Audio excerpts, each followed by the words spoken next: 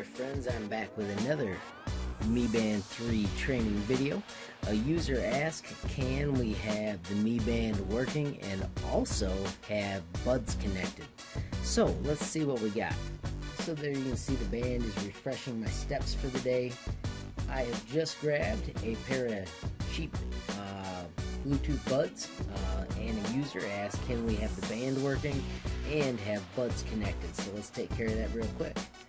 First we'll light up the buds. They are in pairing mode.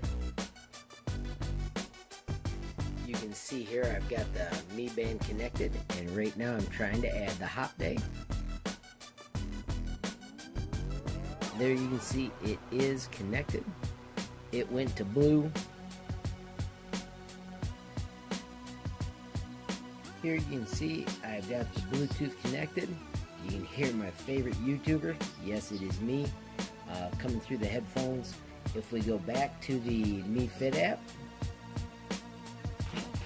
you can see that even as we move around, you can still get a few more steps. So, I hope that proves it to you. You can have headphones and the Mi Band connected at the same time. Thanks for watching. Have a great day.